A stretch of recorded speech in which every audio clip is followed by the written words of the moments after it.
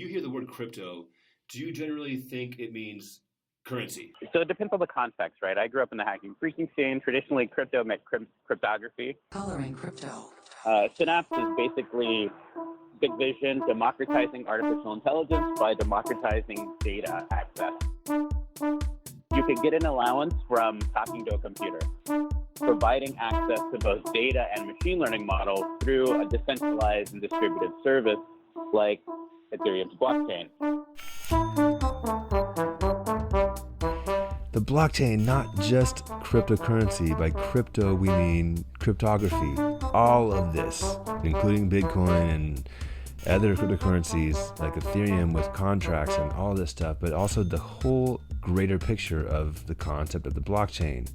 All right.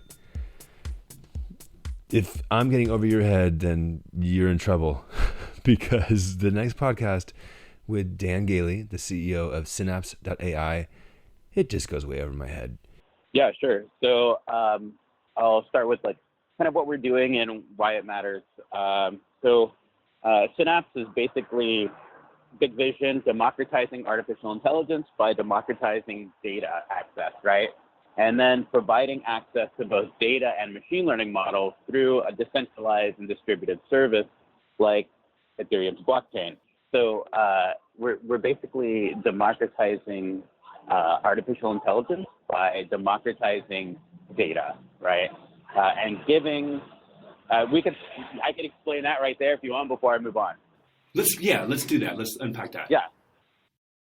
So I think philosophically for me, I grew up a hacker and phone freaker, and I believe that information should be free and people should be compensated for kind of how they participate. And ultimately right now, what we have are people who are talking about artificial intelligence and, what it means to humanity and what it means to humanity's future. And they're also talking about democratizing artificial intelligence. But ultimately what they're talking about is democratizing access to it and not necessarily making it open, available, and fair to the participants, contributing that data and contributing to training those models. So in order to create models that represent people, that represent humanity as a whole, you have to kind of open the opportunity for contributing data up to everyone, right? So it can't, in essence, be just owned and monopolized by a business who has a particular directive and audience that they care to serve.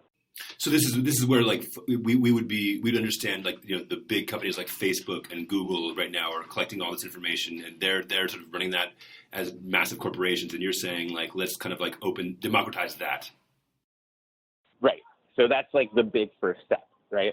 Right now, if you look at Jaron Lanier's or Lanier, it depends on how you want to pronounce it, who owns the future, which basically describes this kind of local maxima that we're in, where you have what he calls siren servers. And it's basically companies like Facebook and Google and Amazon that monopolize this data and use that data in this kind of walled garden in order to train their own models to use in their products, right?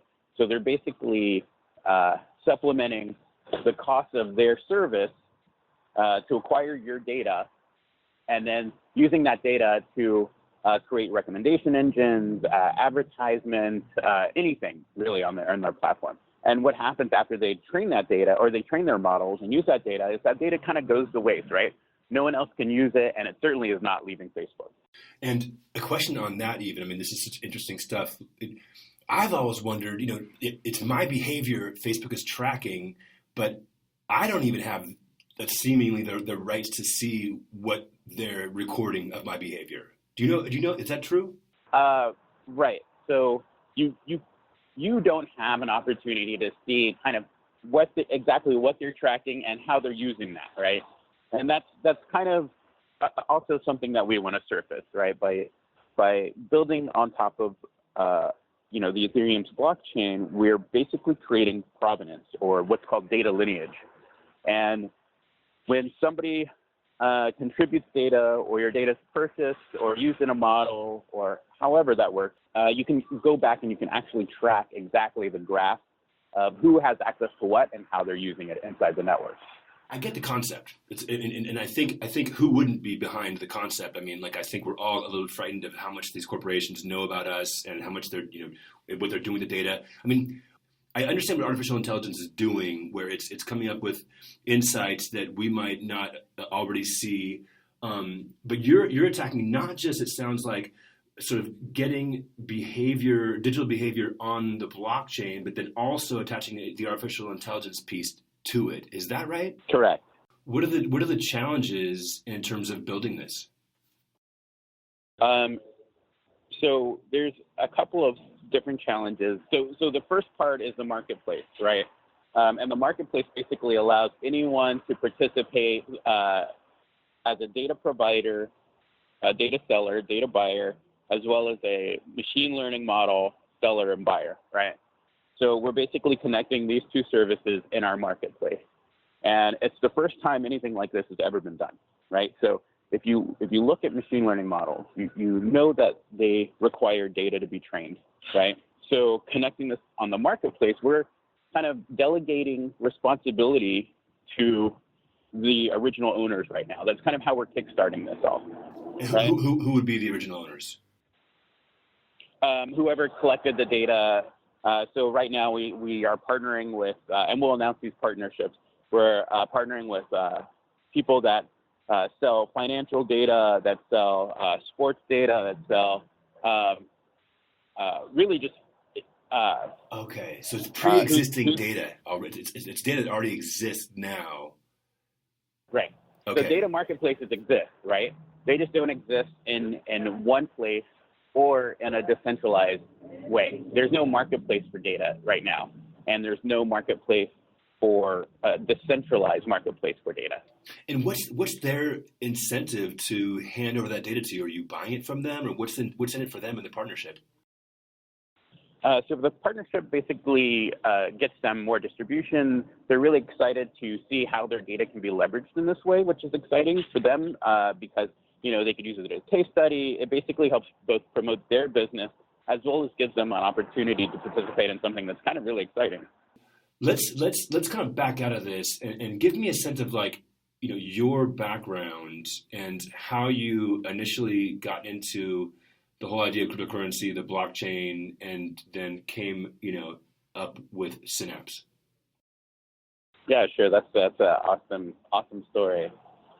So we'll start off with kind of like who I am and philosophically what this means, right? So my background is I grew up. My father was an attorney. My mother was a nurse. He had his own law firm, and they invested in personal computers before kind of a lot of people did. And I got to hang around, and then eventually we got the internet, and I asked somebody how to hack, and they instead taught me how to code. So I was programming at around 10 years old. What code were you programming when you were 10 years old? C. You learned C at 10 years old. Awesome. Yeah. Okay. And so there was basic and C. Yeah. But I liked the syntax of C a little more. And from there, I grew up in the hacking and phreaking scene, where they have their own ideologies about information and how it can be accessed. And obviously, you get into kind of sci-fi and things like Snow Crash and Diamond Age and William Gibson, and just like all these really great ideas that are finally perhaps going to be realized with technology, right? So grew up there. My background is I didn't immediately go into college. I worked in the ISP industry, telecom industry. My first job out of high school was research and development for a telecom company, basically developing the precursor to what cloud computing is today. Were you coding for them or doing something else? Yeah, coding and Linux and system administration, and basically helping set up their entire network, so full stack stuff. So from there, worked at an ISP, did network security, ended up network security at oil and gas companies, and this whole time, coding is kind of just a part of who I am, right? It's kind of just the tool I grew up with. And decided to go back to school for electrical engineering and computational chemistry. And that's where I kind of got introduced to, I sort of was introduced to machine learning and bioinformatics at a genetics company that I consulted for. And, but I really did dig into the models themselves until I did computational chemistry and started thinking about how to apply those, because my advisor in electrical engineering was researching machine learning and autonomous robotics for deep space exploration. Just to understand, how is computational chemistry different than chemistry? Is it just, it's just all the math part of chemistry? No. What's different between computational and regular chemistry is regular chemistry is what they call wet chemistry, where you have theoretical models, but ultimately you go into the lab to test them. And so if you're running all your experiments, you kind of need a lot of grad students, right, to run those experiments for you. And what computational chemistry does is say, hey, we have pretty good models, mathematical models of kind of how these molecules exist in space, right? And so you can run virtual experiments and kind of get a prediction of some outcome, right? So you can run hundreds of thousands of experiments simultaneously and then go into the lab and test what might be some likely outcome, right? To confirm the results from the computational model. Okay, so what time period is this? Is this like early 2000s or? No, so, well, there's this whole part of my life where I started a punk rock band and hosted a poetry night. In the Bay Area, here in San Francisco? No, it was in Texas. Oh, cool. Yeah, and so I guess from 2005 to 2010 is when I was in university. And what happened in 2010 after school? Oh, I just moved out to the Bay Area. So I grew up in the hacking and phreaking scene, and I had a hacking group myself, and all of my friends kind of lived out in the Bay Area, and I've always known that this is where I kind of need to be. In a very circuitous route, I managed to end up here. So in 2010, I just decided, you know what, I'm just going to pack up everything in my car and move out here. I didn't have a job. I didn't have friends. I didn't even have a place to stay, right? Like, I had, I think, $4,000 in my account from selling my car after I moved out here. No way. Where'd you say the first night? You must have had some place to go. Yeah. So I had a little bit of cash, and I think I stayed like in a Craigslist ad, right, out in like Outer Sunset or something. And so this is a couple of years after Bitcoin had launched. Were you already interested and involved in the whole blockchain cryptocurrency space? No, 2010 was probably when Bitcoin just launched, right? And no one really knew about it. I didn't hear about Bitcoin until 2012, maybe. And it was like a friend of mine. So I ran the San Francisco Hacker News meetup here in San Francisco, and so just surrounded by awesome nerds, and Bitcoin came up, right? And as we already do, we sit around, drink beer, and talk about kind of like the impact, right, that this might have on society, on culture, on the economics of a nation. Like, it was a pretty big new thing. And so I started getting kind of involved in that scene. I was also doing that full time, and someone reached out to me that wanted me to be an EIR at their venture capital firm, right? And it just so happens that they were just now starting to look into cryptocurrency. So I worked at eVentures, which is a pretty great firm here in San Francisco, and they invest in everything from small startups to big multi-million dollar rounds, right? So my job was more emergent tech, so looking at the crypto space. I got to go out to I think this was like 2012 or 2013, cryptocurrency, the first Bitcoin conference, right? So prior to this, I had met up with Brian Armstrong who now is the CEO of Coinbase. And we had met because he had posted on Hacker News that he was looking for somebody to build a cryptocurrency exchange. And I had been thinking about it. And so I got my friend who was a journalist at the time to like come out there and, just like be there because it might be a really crazy moment if we decide to hook up and build this exchange, right? I decided that I wanted to build something with a friend, and the friend, kind of puttered out. They were like, I remember this to this day. They're like, Bitcoin won't even be around next year. So wait, so you turned down the opportunity to be a part of building what later became Coinbase? Yeah. What were your thoughts, man? If you look back at that time, can you recall like what the sort of conventional wisdom or your own thoughts about the space was? I thought it was an open playground for nerds, right? Like that's, and it had the potential, unlimited potential to impact entire industries. So at the time, it just felt really heavy. But at the same time, you also kind of were considered crazy by a lot of people, right? So you could go out and you can evangelize about this new cool thing that's called blockchain and Bitcoin, and it's like e-currency, and like, and people would just be like, yeah, no one cared at the time, or they didn't get it, right? So I'm working and I'm trying to figure out, I'm at the venture capital firm, right? I ended up leaving there and looking to do my next thing. And that's when I came across this idea, because we have this immutable chain that basically is a record of everything that happens on it. It would be really cool, and something that hasn't existed and probably doesn't exist to this day is an open point of interest market, right?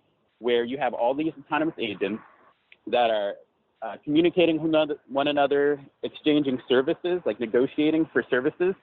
Here's what happened. I threw a hackathon called Hackendo, right? And the theme of it was integrate, right? So we had all these IoT services and all these sensors that were coming out, like the Fitbit and all these things that would basically transcribe physical real-world sensor data into some digital form, right? Dude, I think of myself as a geek proudly, but not a hacker to the degree which you are. Why'd you call it your hackathon, Hackendo? So I started a site called Techendo, actually. What does that mean? That was tech, Is tech this news. funny? Okay. So endo means insider, but it's a prefix. But it sounded better as a postfix, right? To tech. So Techendo was born, and then I was like, you know what? This is us. We're gonna do Hackendo, and we ended up throwing a hackathon. It was just me. I was running the whole thing, and it was like pretty intense. We had it over at Tech Shop. But I managed to get all these companies that had all the sensor data out, and I wanted to. What do you mean? What do you mean sensor data? They had all these devices that would transcribe real-world signal into digital signal. So, like what? What's an example? Your Fitbit, your okay, things that would plug into your car and basically take your mileage or geolocation stuff. Your Fitbit, we had EEG sensors out, like anything that would measure something in the real world and basically create some kind of signal, right? Some kind of data that you can analyze. Was your intention to attract that type of, companies that had sensor data, or it just happened that they showed up? 100%. Okay. Right. So I was sitting there, and you kind of imagine this connected world coming back from networking, from understanding how computers work. So you can imagine like just taking those nodes, those PCs that are sitting behind closed doors, and start wearing them and bringing them around, and then start with the knowledge that they're going to start tracking things and like how can it make your life cooler and better. And at this point, you had all these people cropping up that were very domain specific, right? And they all kind of existed in these walled gardens with these APIs that you can get access to and play with your own data. And I said, cool. Now that's like our first tier, right? Now we have these devices that have access to the data. What's the second tier, right? And that's integrating these things. Like if the past was me and my devices, the future is going to be me and my devices, you and your devices, and how they work together. That was kind of, and at the time, that's a radical idea that I think a lot of people only just now in hindsight really starting to get. What I'm hearing you say, I'm not sure I've got it exactly, but I'm kind of hearing like you're working on producing a blockchain that includes all of this sort of like personal digital behavior data. And, the immediate, concern is like, well, why would I support that? Why do I want, whether it's, Facebook or Google or anybody, even if it's open source, like, why do I want more and more of my private information recorded? So it's up to you. We don't actually use the blockchain to record public data, right? What we use the blockchain for is access control and data lineage, right? Provenance. So you don't actually see, like, if you were to acquire, like, event-driven, like, sensor data from your IoT device inside your home, you won't actually see that being transacted on the blockchain. What happens is a contract is created on the blockchain, right? And because it's decentralized, meaning every node observes what happens on the chain, it can be a fulfillment contract, meaning I need this type of data to be sent to this location or this service or this server or this port, right? And the people listening on the network, the agents, whatever you want to call them, the nodes, can decide for themselves whether or not they want to submit that data, right? Is that an active decision? Is that an active, like an opt-in type of choice, or is that something that's happening? Correct. Okay. Correct. It's opt-in, but it also, I think, could go to supplementing, your experience with devices in the future. Like one day you may get a free cell phone because you're participating by default on this network. Right. I've always had an iPhone, and I just recently bought it was Boost Mobile. And I was like, why is this phone so cheap? And it was full of ads like right off the bat. And so that's obviously why it was so cheap. They're selling, advertisements, and they've got a lot of information on me. And you're saying, so this could be used as a way that by allowing some of my personal information to be shared on the blockchain in this model, it might possibly offer me, various discounted things. So what is the business model you foresee with this? Like, how does that work? So we actually take a percentage of the fees transacted or transactions that happen. So we just charge fees. So whenever somebody buys or sells data, we take a small nominal amount. But ultimately, it's about creating a circular economy. And I think that's kind of how the network will perpetuate itself. Ultimately, it's about getting access to data, training a model, someone using that model as a service, and then because there's provenance, right, you can create royalties for the people that contributed their data to train those models. But that's, I think, the coolest emergent feature of this network is it's literally the future of work, right? Like if automation is coming and you're training models to, recommend things and create intelligence inside of products, right? That companies use and are essentially, the company's IP, that if we can do it in an open way that maps your participation, right? So that if you start training a machine today, like let's say you use an application that allows you to start training voice models, right? So that some voice agents can understand what people are saying, right? That's all captured, right, on the blockchain now. And so in 100 years, when that model is still in use, you're still getting royalties. Let's talk to our listeners here. Like, what would be a consumer's experience that would be impacted by this? I totally 100% believe that will be baked into every operating system. So we have a developers fund that we're launching with our token, right? Where we take 33% of the value of our token and we give it to developers working on cool stuff that's either leveraging our technology or complementary to it. And one of those big ideas is a blockchain OS, right? And so an operating system for the blockchain. Right. And this is brand new, and it's just started, but it's kind of been something on our minds for a while. And, you see all of these services that are distributed, like IPFS, Solemn, for distributed compute, where you have all these decentralized participants distributing both file storage and compute. And you're basically what you're talking about is redefining the stack that has existed locally, but now all people are participating on it, right, on your mobile device or your computer at home, right? So what I think is going to happen is you're going to have an operating system where you have all these decentralized services baked in, part of the stack.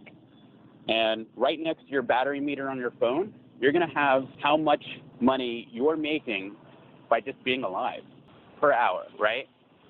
Like the data that you contribute, the resources that you contribute, how you participate on the network, right? So right next to your battery meter, it's going to be like $50 an hour. What token would that be? So I think for the data part, it's going to be SIM. But cumulatively, you'll have a wallet that accommodates all tokens simultaneously, because locally, you'll have your own off-chain transactions that happen locally. So you'll have to switch from one token to another in order to go back and forth locally between different services, right? I think the tokens are going to be exchanged up and down that stack. So I kind of heard you say that, let's say I own in my wallet 20 different tokens. It doesn't even really matter which token is being activated. There's just some intelligence that's just putting up whatever token is most relevant, or kind of like my own sort of combined token that is what's active out there. I mean, there's two questions here. Like, one, how do you separate, your token from this kind of like mass noise of new tokens? But also like this idea we just talked about, where at some point it'll just be kind of like, it could be just sort of internally managed. And it's just sort of like I wave my phone in a transaction, it just picks the most appropriate token, and it's invisible to me. Yeah. So how does Synapse.AI Finn play a role in that? I mean, if I'm hearing you correctly, I'm feeling it sounds like you're taking on like this hugely ambitious kind of like overall. I mean, you said operating system take on this. Am I getting it? Yeah. So we would basically, where Synapse we would be like a service, right? A part of that stack where there's distributed file store, there's distributed compute, there's your data service, and your intelligence layer, right? I mean, we're talking about the future, right? It's great, it's exciting, and it's a lot to take in, but there's a lot of great people working on it. So you had your pre-ICO, and how much money did you guys raise? So we did altogether about 100. About 200. Who was buying in this first round? Who we really resonated with were the technical people that have been in tech, really understood what was going on. You have to understand the fundamentals to understand what could emerge from them, right? The possibilities. And so it was either 0 or 1. It was binary for us. We could either go out and we would talk to people, and they would be like, I don't get it, and I'll never get it, right? And those are the people that they'll get it when it's in their hand, right? And then you talk to the people that understand what's going on and what's coming up next, and they 100% get it. And they jump into the conversation, and they jive, and they're just like, whoa, this is unlimited potential. And those have been the people historically that have bought in early to crypto. If you hear the word crypto, do you generally think it means currency? So it depends on the context, right? I grew up in the hacking freaking scene. Traditionally, crypto meant cryptography. But now when I'm talking to somebody who isn't a diehard hacker, when I say crypto, it means cryptocurrency. So things change, but hackers do complain. And I've been a part of this conversation many times. Hackers do complain that they hate that cryptocurrency has taken over the crypto word, Okay, if you can give me a final sort of sentence, that my 5-year-old niece could kind of understand, like what you're creating and how to jump in. To your 5-year-old niece, okay. Or 12. I'd say, 12 years old. Okay. I'd say you could get an allowance from talking to a computer. That would be it. That would be like the biggest high level, like to a 5-year-old that I could get. You can get an allowance. You can get an allowance. You can get paid by being on your computer. By talking to your computer. I think that's the kind of coolest, like, Diamond Age-esque reference I can give. Awesome. Okay, and for folks that want to find out more about you or get involved, share some access points. Yeah, sure. They can visit us at Synapse.AI, and they can follow us on Twitter at AI Synapse, and they can follow me on Twitter at DPG. So those are my initials. Oh, I had one question from a listener. How did you get a 3-character Twitter? You just got to know someone, I guess. Hey, man, Dan, thank you so much. I appreciate it. I'm looking forward to looking back on this conversation in a few months when I probably know a little bit more and can put it all in context. But I really feel like you've got some exciting stuff going on, and I hope to keep in touch. Yeah, cool. Thanks, Gabe. Thanks a lot, Dan. Bye-bye. Cheers. Coding Crypto is now a weekly podcast, releasing new episodes every Sunday for newbies who are curious and experts who think they understand. Tweet us at Coloring Crypto and leave us a review on iTunes. Coloring Crypto.